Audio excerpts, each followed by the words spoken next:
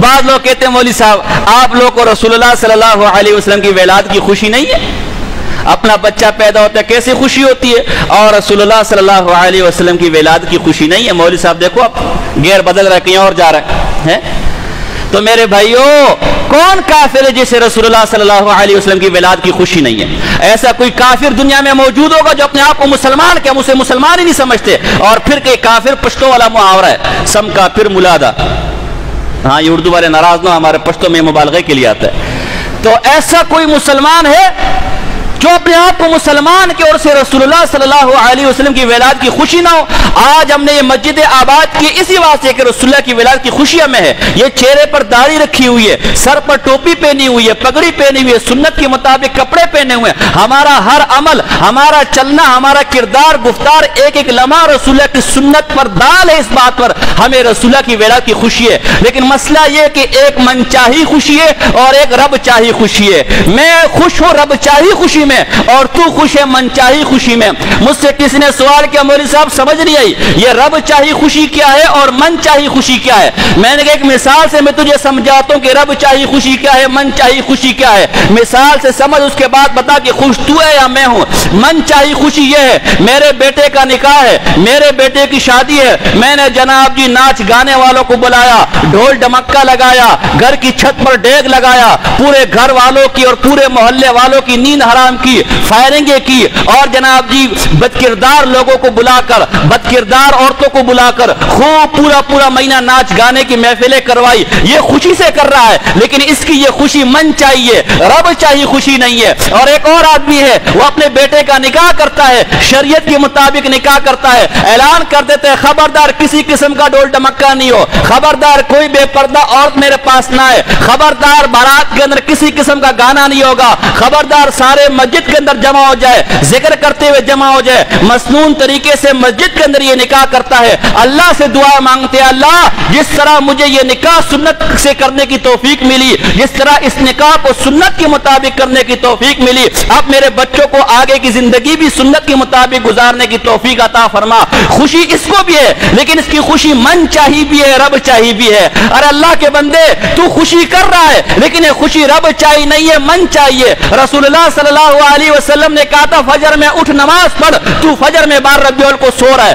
رسول اللہ صلی اللہ علیہ وسلم نے فرمایا میں میری بعثت کا ایک مقصد یہ ہے کہ میں ناچ گانے کے آلات کو توڑنے کے لیے آیا ہوں، تو ناچ گانے کے ڈیگ لگا کر پورے روڈ کو سر پر اٹھایا ہوا ہے۔ رسول اللہ صلی اللہ علیہ وسلم کی تعلیمات یہ کسی مسلمان کا دوسرے مسلمان کی زبان اور ہاتھ سے ایذا مت دینا، جھوٹ مت بولنا، بدکرداری مت کرنا، سنت کے مطابق داڑھی رکھنا، سنت کے مطابق ٹوپی کرنا۔ تیرے چہرے پر نہ داڑھی ہے، تیرے چہرے پر نہ ٹوپی ہے، تو نہ فجر کی نماز کے لیے اٹھ رہا ہے، تیرے ہاتھ اور زبان سے دوسرا مسلمان محفوظ نہیں ہے، صبح سے لے کر شام تک تیرے منہ پر گالی ہے، صبح سے لے کر شام تک تو شریعت کا باغی ہے، اور پھر 12 ربیع الاول کو ڈیگ نکال کر ناچ رہا ہے۔ خوشی تجھے بھی ہے لیکن رب چاہی خوشی نہیں ہے، من چاہی خوشی ہے۔ اور ایک مولوی بیچارہ جو صبح اٹھ کر فجر کی نماز پڑھتا ہے، سنت کے مطابق داڑھی رکھی ہوئی ہے، سنت کے مطابق پگڑی پہنی ہوئی ہے، سنت کے مطابق کپڑے پہنے ہوئے ہیں، وہ پورا دن کوشش کرتا ہے میری زبان سے کسی مسلمان کو تکلیف نہ ہو، میرے ہاتھ سے کسی مسلمان کو تکلیف نہ ہو،